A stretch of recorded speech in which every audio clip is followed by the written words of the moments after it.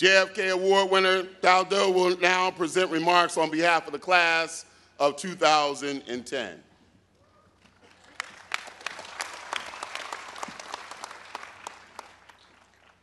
Good morning and welcome to the 42nd UMass Boston Commencement. It is my honor to be the 33rd JFK Award recipient and Commencement student speaker. Thank you. Hôm nay con tốt nghiệp. In English, this means today I'm a college graduate.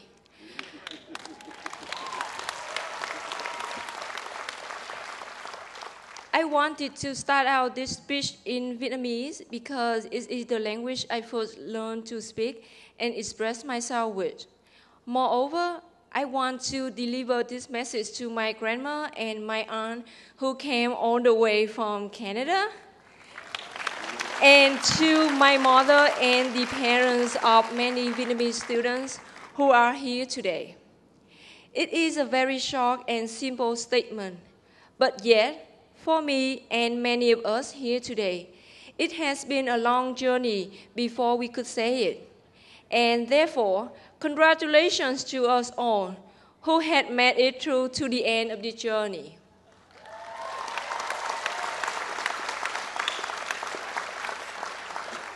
Four years has gone by so quickly.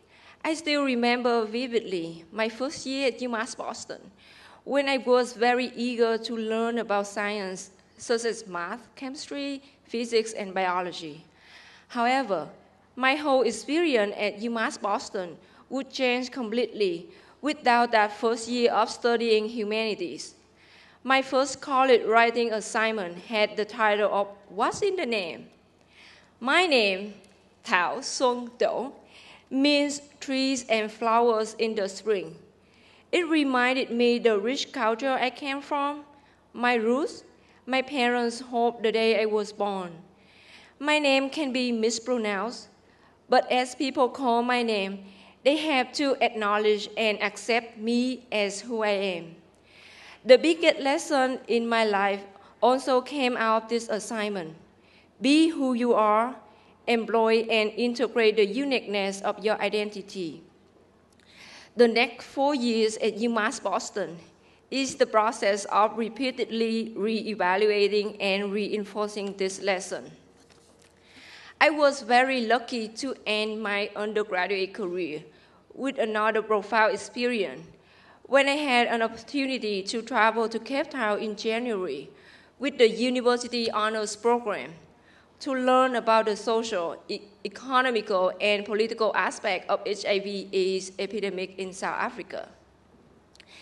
Growing up just outside of Saigon, Vietnam, I had witnessed many cases where young people were involved in drugs and prostitution, which led to HIV and AIDS. I had been living in a neighborhood where fighting for food and survival were more important than education. I learned how discrimination and stigmatism within a society could contribute negatively to the spread of the deadly virus. Coming to the States, I had made a commitment to devote all my life, my skill and talent to the fight against HIV/AIDS epidemic. This trip to South Africa gave me the chance to look deeply into my soul and help to reveal and confirm my passion in life. There were so many moments in the trip when tears and feelings could not be kept suppressed, no matter how hard I tried. The trip allowed me to step outside of my environment and become fully aware of the power and the privilege associated with the groups and labels to which I belong. It also taught me an important lesson about HIV/AIDS. In order for human beings to conquer this virus, contributions across multidisciplines are required. And all the personnel involved in this fight must possess a self-motivation, leadership characteristic, and solid commitment. This trip continues to have huge impacts on my outlook about life, as well as my future career plan. The future ahead is another journey for us, and that journey will never actually start until we know what makes each one of us an individual and what makes us get up in the morning every day. For the last 4 years, my answer was just go to school to learn new things and to learn about myself. From this day on, I will continue to learn about myself, but my goals have changed. We all gather here today to celebrate a new beginning, a brand new chapter of our life, which is titled Living Life. Life ahead of us is like a blank pages of paper that are waiting to be filled. And all of us want to fill these pages with beautifully written words. But mistakes are inevitable. Growing up and doing a lot of writing through grade school and college, we have learned that a single line through the mistake is needed, not scratching it out, covering it with several lines, or using white out. Our life ahead is just like this writing lesson. A single line through the mistake reminds us what we did wrong and encourage us to stand up and move forward. From several mistakes per page, we will progress to one mistake per several pages. We learn from our mistakes, and we grow significantly out of it. Therefore, don't cover them. Integrate them into your background, your character, your personality. The most successful person in life is not the one who never makes mistakes, but the one that knows through trial and error how to turn a rock into a gem. So, I'm graduating today, and I'm confident that from this point on, I will be able to overcome any obstacle that come my way. How? The answer is simple, because I believe I can. That belief empowers your thought, complements your actions, and more importantly, that kind of belief will bring you to the next level and make you stand out from everybody else. This belief will be your platform, helping you stand up for yourself and say, yes, I can, even if people around you say, no, you cannot. I was not born with this self-confidence, but luckily, I was blessed with families, teachers, and friends who have always believed in me and helped me believe in myself. I'm sure that all of us here today have this kind of support as well.